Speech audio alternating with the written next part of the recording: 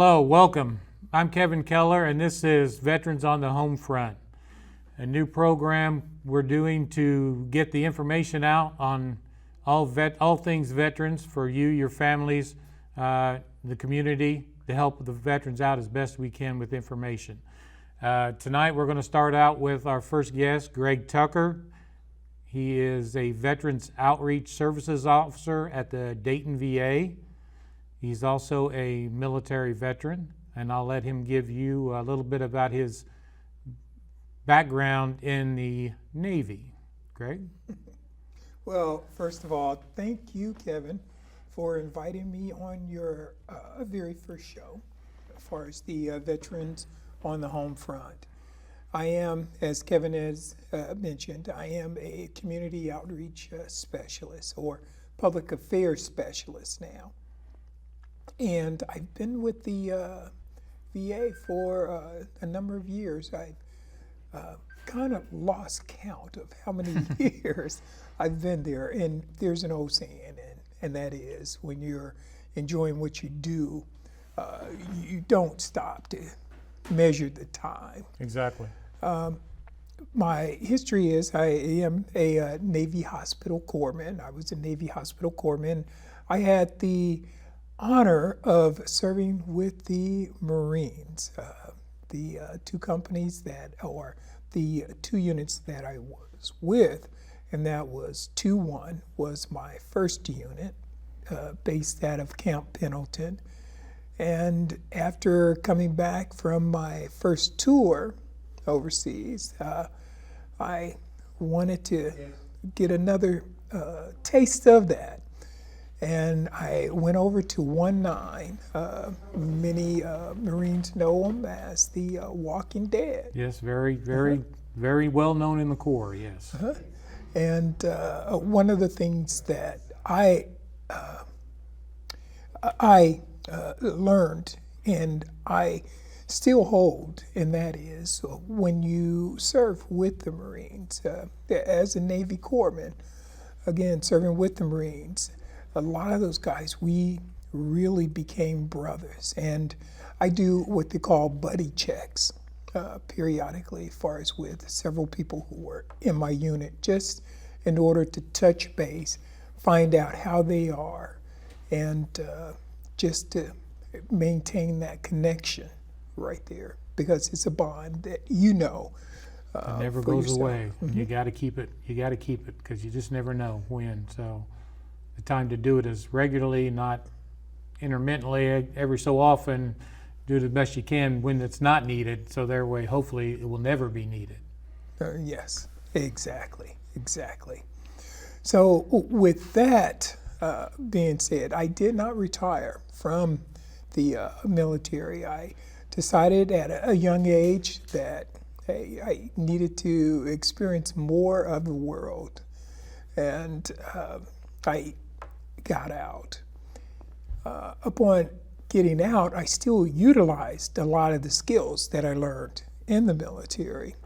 One thing I have to say, and that's for anyone who haven't been in the military, and that is a lot of that training is something that you go through, and you really never forget it. And for instance, as a hospital corpsman, once I left the Navy, I immediately started working as far as in community free clinics that we had around Dayton. Right. And that allowed me for us to continue to work in the healthcare field, and more so than anything else, with helping others out as far as in the community. Afterwards, I started working as a durable medical equipment salesperson, because one thing that it allowed me for us to use the experience I obtained for us in the Navy, and it allowed me for us to apply it to different vocations in order to support myself once I got out. Yeah, and I would think that being a corpsman and then dealing with equipment, you not only know how to operate the equipment, but you've probably used a lot of it. Oh, So yes. it gives you a better insight into the operation of the machinery, I would think. Oh, yes, yes. So as my story continues on, and I won't linger or stay on it for too long, but as time goes on, you begin to, especially being young, you begin to kind of find, okay, what is it? I need to find, where's my purpose at? Where's my purpose at? And I know a lot of times people say, oh, I'm looking for my purpose. Right. And right. My direction, my purpose. Exactly. And, as I mentioned, I worked far as in selling durable medical equipment, worked far as working as a volunteer, helping in community-free clinics. Then, I started selling insurance.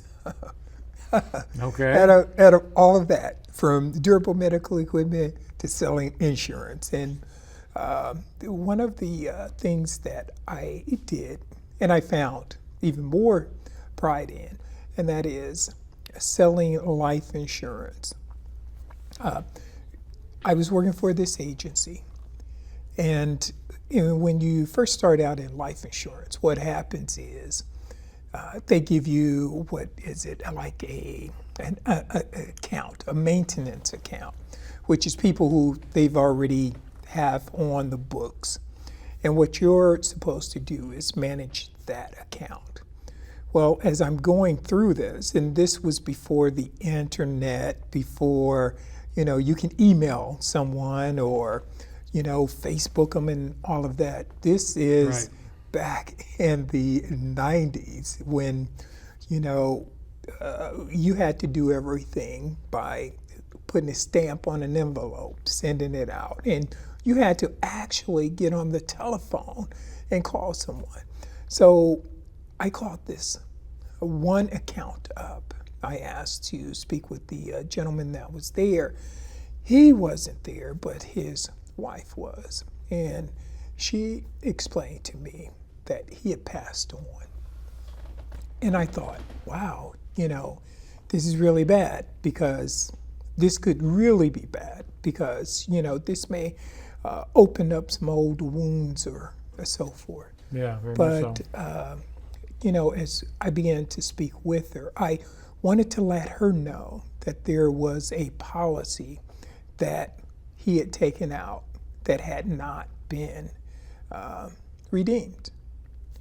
And she was like taken totally off guard. So instead of, okay, I'll put the paperwork in and send it to you, I actually made an appointment, went over her house, got all of the paperwork taken care of for us, assist her with her claim, and made sure all the I's are dotted and T's are crossed.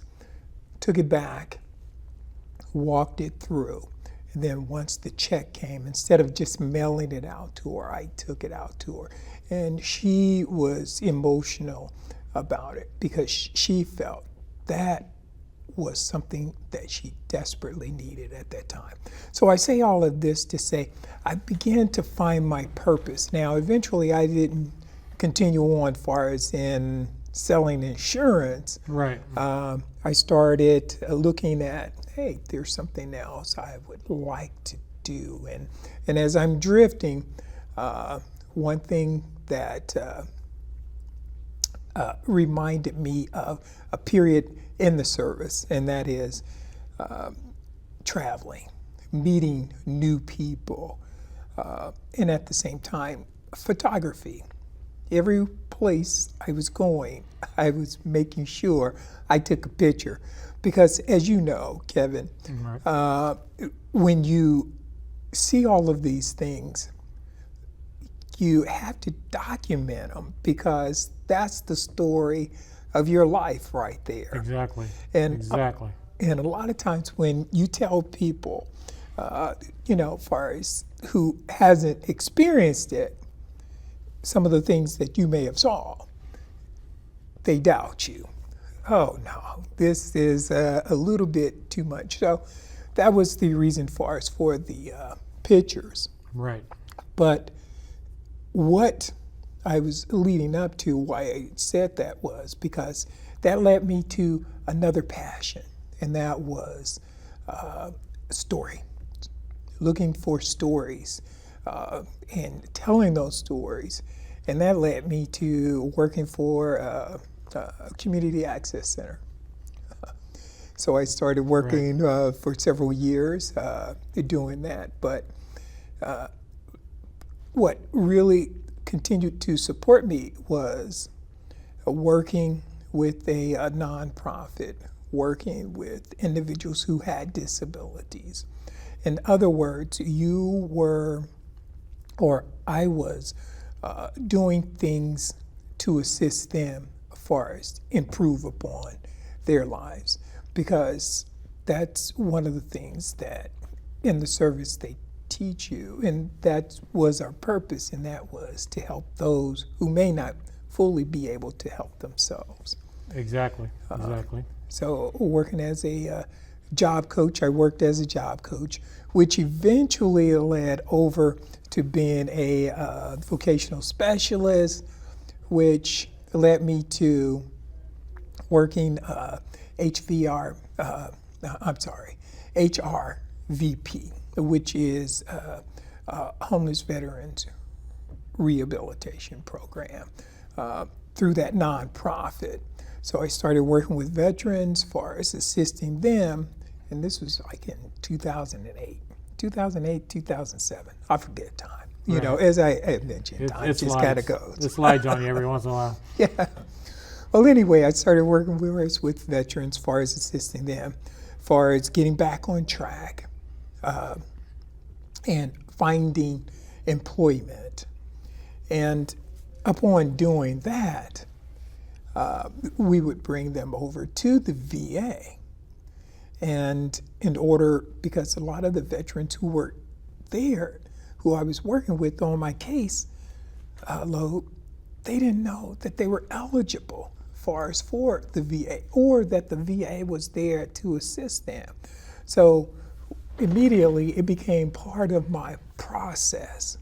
And that is, once the state would provide as far as with a veteran, here's a veteran who's coming back, maybe a returning citizen, or someone who may have gotten sidetracked, or find themselves in transition. Right. And I would take them over to the VA, and once we work with them as far as first of all, getting them enrolled. And that's the thing with a lot of veterans over the years that I've come in contact with and we've talked about, is the fact that a lot of veterans think that if they register at the VA, they're taking money away from another veteran that could use that help, when it's totally the opposite. That's one of the big myths of the VA, the big misconception. It's just the opposite. My best friend's a Marine too, and I've been trying for 30 years to try to get him to register at the VA, and he still hasn't done it. Why, I don't know. But the idea is get out there and register, because the VA gets money so much per each veteran. So if you don't register and you don't do your yearly or every 2-year checkup, whatever it is, by your primary care, then you're actually taking money away from your fellow veterans, and which, the homeless, there's a lot of other massive amount of programs there that could help out, along with your veterans groups. We're doing this TV program due to help with AMVETS Post 24 down on Leo Street here in Dayton. The whole reason we got this going on. And thanks to Greg telling us about it, we've hopefully we'll be here for a long time to get you the knowledge and information.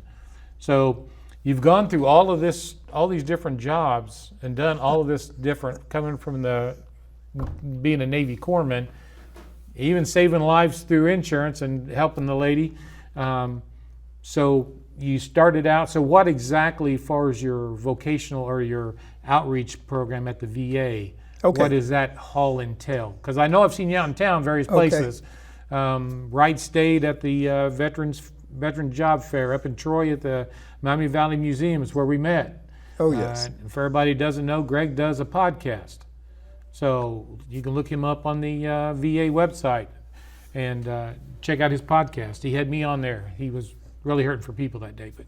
So, but tell us your job. What exactly does it entail for those who, like most of us, who don't know? Okay, well, with community outreach, what we do in that is we're out looking for veterans who are not enrolled in VA healthcare. So my mission, or my colleagues and I, we're looking for those veterans who may not know, or as you had mentioned, Kevin, that have that misconception that if they enroll in VA healthcare, or that they may be taking away benefits far as from another veteran. Right. And that's what we're out to do, and that is to educate them. With the podcast, that was something that came from COVID. When we were experiencing COVID and we had limited person-to-person contact. So that was a concept right there that we looked at. Okay, these are some of the new inventions that are out, and we needed to make a pivot or adapt far as to some of those means in order to communicate far as to those veterans who may not have or may not know about the services that are provided as far as through the VA. So again, my job is to get the word out, to go to wherever I need to go, and that is in some of our underserved areas, a lot of our rural areas, and explain or to share with them as far as the information that's available to them, or the benefits that are available to them. Now, one of the things that we have been working on this year, we've completed 5, and that's PACT Act events. And that's where we partner with the Veterans Benefits Administration. Because when people hear the VA, they think, oh, it's just one unit. But the VA consists of 3 different departments. One is VHA, and that's Veterans Health Administration, and that's where I serve. I work through Veterans Health Administration as an outreach specialist and a public affairs specialist. And we partnered with Veterans Benefits Administration. Now, Veterans Benefits are the ones who actually write the checks. A lot of people like to think of, oh, who does our rating, our disability ratings and so forth. I can't go into much of that because that's out of my wheelhouse. Right, right. And that's another time for another session, another TV program. That's a whole different world there. But what I do, as far as for VHA, and that is to go out and help share or spread that information. Now, as I had mentioned with the PACT Act, we do partner with VBA also, and that's one of the things for veterans out here, you know, the military, even when you're getting out of the military, we still hang on to a lot of acronyms. So there's a lot of acronyms. So that's half our language, if not all of it. Yeah. So that's what we do, and that is we partner with them, and we'll do what we call claims clinics, and also enrollment eligibility and enrollment education, and claims clinics as far as there, and along with bringing our toxic exposure screeners out as well. So this year was pretty good because we had an opportunity for us to at least do 5 PACT Act events right there. So That's awesome. Yeah, I was told by somebody that you were pretty knowledgeable on this PACT Act. You got some knowledge on this. So yes, that will be another program we're going to have to sit and discuss about, get that information out. I spent time in Lejeune and Desert Storm and 2 tours of Iraq, so we've got a little bit of that PACT Act thing going. So there's always updates coming out, all that. So we'll definitely have to get that out here and talk about that one session.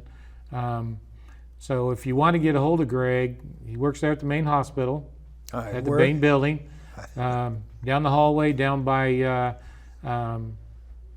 Patient Advocate. Patient Advocate, thank you. Right. Couldn't think of the word. You can go into Patient Advocate, look in there, and they will, if he's not there, because he's everywhere, literally, you can leave a message there at the counter there. There's an old Navy guy there. I don't remember what he said is Oh, Anthony, the Anthony, CB. He was a CB. There you go. CB there. He'll take your information and he'll get it to Greg. Not a problem. He's busy. So, because I think, if I'm not mistaken, remember at Wright State a couple months ago at the job fair, the next day you were going to Indiana or something?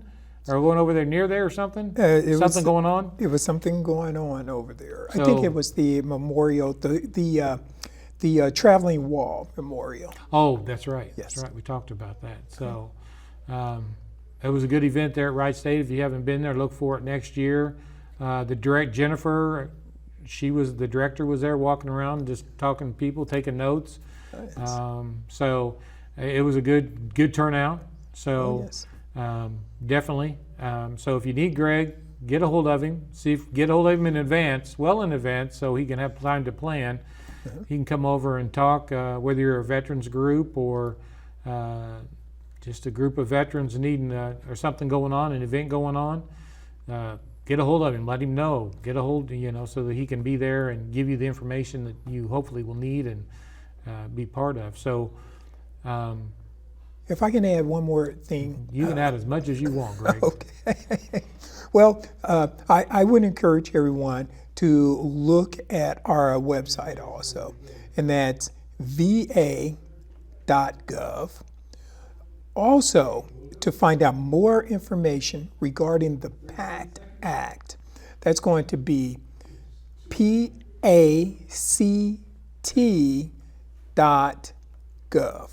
So if you want to find out more information about the PACT Act, again, I think they're putting the text up or putting the information up for us underneath or somewhere, but it's pact.gov for us to find out more information about the PACT Act, and periodically look at our website, va.gov, and you can find out all of the events that we're doing for us within this area.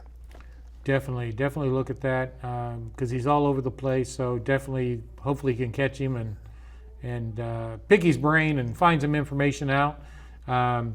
He's right there. I mean, as far as the PACT Act, if you need to file a claim, the VA does have multiple veteran service officers right there in the main hospital, on the same hallway as Greg and Patient Advocate. They're all right there. Just seen one myself to see about an upgrade on me. So just a few days ago. So definitely get out, go to the VA, get registered. If you got events, again, let Greg know. See if you get him out there, get him information, so we can get as much information out there to you as possible. Keep Greg busy. He's a corpsman. He likes to be everywhere. He's just the way they are. So what's one of the big things in the last couple minutes we have, what's one of the big things you like about this job The that people. you have? I like meeting people. That's the thing, and that is especially serving veterans, finding veterans who are not receiving that care right there. Because at the end of the day, we have to watch. We have to look out for each other. And that's what I like about this job right here is, as far as from working with, as I had mentioned, as far as working with the nonprofit and helping veterans who are in transition to now working with veterans in order to assist them in finding out, hey, this is the information, this is what you're eligible for, and if I don't know the answer, because I don't claim to know all, but Right. if I don't know the answer, I would like to point you to the direction that you need to find that answer. And if we need to go there together, so be it. Exactly. And VA has a lot of volunteer opportunities. Who knows, it may lead to a job. I mean, you just never know. That's one of the things. Oh, I'm sorry about that. But that's one of the things that I did, and that was working with the nonprofit. I worked with the nonprofit as a project manager, Ability One contract. And then when I would get off, I would go over, because I had made contact or built relationships, when I was doing that with the Voc Rehab department. Right. And I would go over there and volunteer, helping veterans do their resumes, helping them fill out applications that were online. And in the process of doing that, you began to, again, it's one of the things I found in life is it's about relationships. Right. Building relationships, because you build relationships, that's where you find information at right there. Right. And Word of mouth a lot of times is sometimes the best. exactly, and that's when I found this is where I want to be right here. So when an opportunity, again, if I would not have volunteered, because you can have all kinds of skills, but if you don't continue to use those skills, and if you don't continue to develop new skills, then you can find yourself, you can find yourself wanting. So Right, I would exactly. suggest come on out, make the connection, volunteer, as you had mentioned, even contact you, so that way you can go ahead and point them in the direction right there. Or even, Right, and I volunteer out there every Wednesday, 4 hours. You can do less, you can do more. That's our next segment. Our next show is going to be on volunteer services. Tiffany's going to come and join us for that. Greg, thanks for coming. Appreciate it. We'll definitely have you back for the PACT Act. So prepare the latest knowledge for us. Again, thanks to AMVETS Post 24 here in Dayton for sponsorship, and DATV and those behind the scenes helping us out to get this information out to the veterans and our community.